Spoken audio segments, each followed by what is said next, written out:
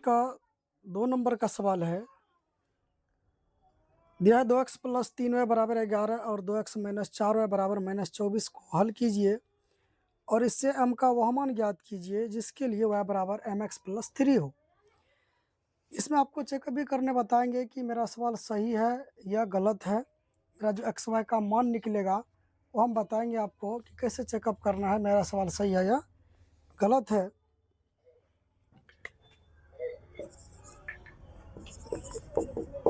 समीकरण दिया है 2x प्लस 3y बराबर 11, दूसरा है 2x माइनस 4y बराबर में माइनस का 24। इसको आप ध्यान दीजिए, इसको विलोपन विधि से हम हल करेंगे कि विलोपन विधि से हल कैसे करते हैं। तो ध्यान दीजिएगा कि एक किसी एक को, ये दो चर वाले रैखिक समीकरण है क्योंकि इंग्लिश लेटर्स दो प्रकार का है, तो हम लोग चर राशि बोलते हैं इंग्लिश लेटर्स को, और इसको क्या बोलते हैं, अंक को अचर राशि बोलते हैं। इसमें विलोपन विधि में करते क्या है कि हम किसी एक को इक्वल करते हैं, मतलब बराबर करते हैं। तो बराबर में देखिए आपको 2x तो बराबर दिख रहा है, तो ये दोनों को हमको खत्म करना है। तो खत्म कैसे होगा, तो ये भी देखिए प्लस में और ये भी प्लस में है, तो किसी एक को आप क्या कर दीजिए, माइनस बना दीजिए, है ना। तो यहाँ पर क्या कीजिए, तो लिखना पड़ता है आपको, लिख दीजिए यहाँ पर क्या कि समीकरण 1 माइनस समीकरण 2, क्योंकि यहाँ पर दोनों हमको बराबर दिख रहा है। तो दोनों को पहले उतार लेना है। यहाँ 2x प्लस का 3y बराबर 11 और यहाँ है 2x माइनस का 4y, ये बराबर है माइनस का 24। तो जब घटाने पर लिखते हैं तो क्या करते हैं, चिन्ह चेंज करते हैं। नीचे वाला को देख करके देखिए, ये प्लस में है तो माइनस हो जाएगा, ये माइनस है तो प्लस बनेगा, ये माइनस है तो प्लस बन जाएगा।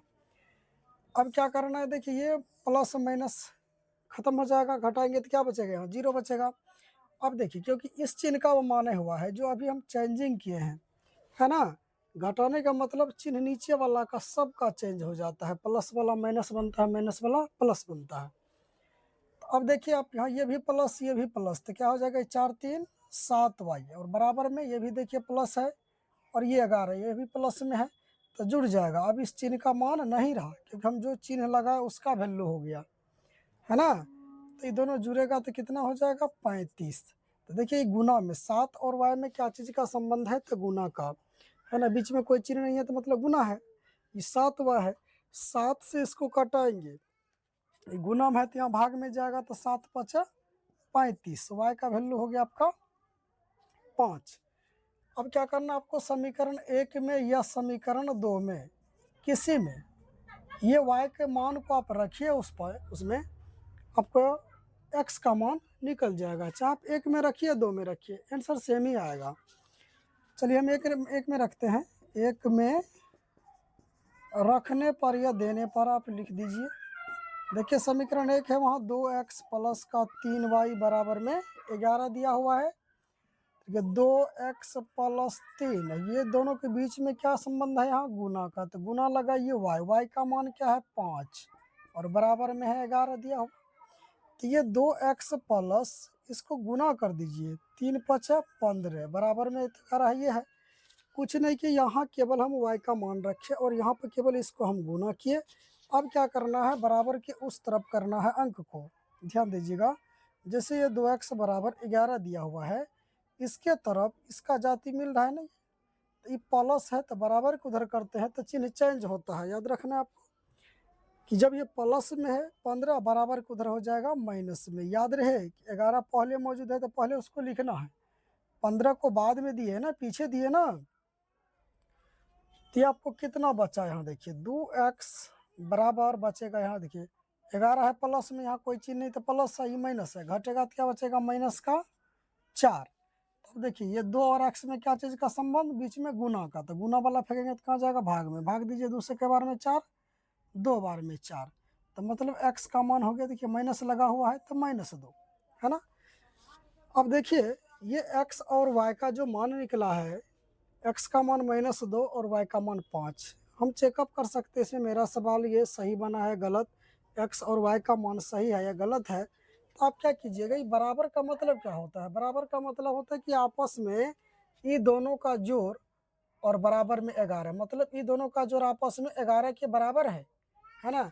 तो यहाँ x का मान और y का मान आप रखिए, यहाँ बचना कितना चाहिए 11, इस तब होगा सवाल मेरा सही।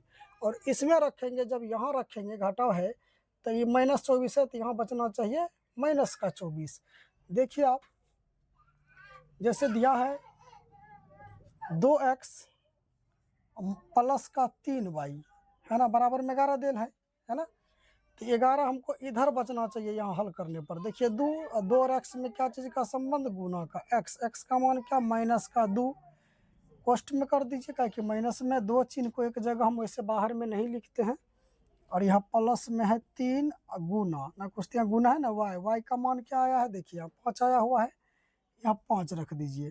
देखिए ये माइनस क्या हो जाएगा, 2 दूनी 4, ये प्लस में 2 माइनस में तो -4, ये प्लस 3 5 15। बताइए इसको घटाइए कितना हो जाएगा, 15 में से -4 घटेगा तो कितना बचेगा 11। तो देखिए आप दोनों बराबर बराबर हो गया ना, बस यही दिखाना था। ठीक, दोनों बराबर हो गया तो सही है। अब इसमें भी मान रख के देखना होगा कि -24 है तो यहाँ -24 होना चाहिए। देखिए जैसे दिया है 2x माइनस का 4y बराबर में -24 है ना, तो यहाँ रखेंगे तो -24 होना चाहिए। देखिए 2 गुना x का मान क्या माइनस का 2, -4 गुना y का मान क्या है, देखिए 5 है, रखिए तो बोलिए माइनस हो जाएगा, 2 दूनी 4, माइनस है 4 5 20।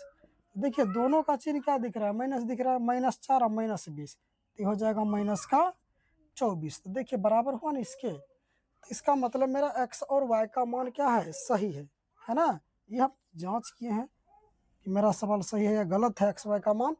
अब चलिए हमको बोला है m का मान ज्ञात कीजिए, जो कि दिया हुआ है y बराबर mx प्लस 3।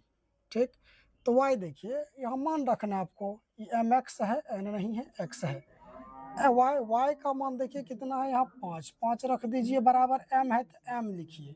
और m और x के बीच में क्या चीज़ का संबंध, यहाँ गुना का, कोई चिन्ह ना तो गुना x का मान देखिए क्या दिया है -2। चलिए -2 लिखिए, तो गुना है तो माइनस कहाँ जाएगा, कोष्ट में जाएगा, प्लस का 3 है ये है, तो इसको गुना की, जहाँ पर पहले क्या होता है आपको पता होगा कि पहले का करी तब करी भागा, सकल गुना करी जोड़ घटावा, पहले गुना करना है ना, क्योंकि गुना दिया है तो पहले गुना कीजिए आप। -2 गुना m क्या हो जाएगा, -2m, आई प्लस का 3 है, ये है 5 जहीं का तहीं है। ध्यान दीजिएगा, ये नहीं समझिएगा कि सबको आप इधर कर दिए बराबर के, नहीं। यदि हम पूरे अंक को इधर ले आए और इधर का पूरे अंक को हम उधर कर दे तो किसी का चिन्ह चेंज नहीं होता है, कोई फर्क भी नहीं पड़ता है इससे। ठीक है, क्योंकि इसको पूरे हम ले आए इधर और इसको भी पूरे दे दिए उधर, इससे कोई दिक्कत नहीं है। हाँ, किसी सिंगल को फेंकेंगे ना तब उसका चिन्ह चेंज होता है बराबर में। तो चलिए -2m है और बराबर देखिए 5 है, ये है, ये प्लस में 3 बराबर को उधर करेंगे तो यही चिन्ह क्या चीज़ हो जाएगा, माइनस में। तो यहाँ देखिए -2m बराबर कितना बचेगा, 5 में से 3 या 2 बचेगा, क्योंकि 5 क्या चीज़ में है, प्लस में है, 3 माइनस में, घट गया। अब देखिए 2 और m के बीच क्या चीज़ का संबंध है, बीच में गुना का संबंध है, तो गुना वाला कहाँ जाएगा, भाग में, मतलब 2 से 2 के बार में कटेगा, एक बार में, तो माइनस लगल है तो यहाँ क्या हो जाएगा, -1, यही इसका आंसर हो गया। ठीक है, सवाल में कुछ था नहीं, इसी तरीका से हम अगला सवाल को हल करेंगे।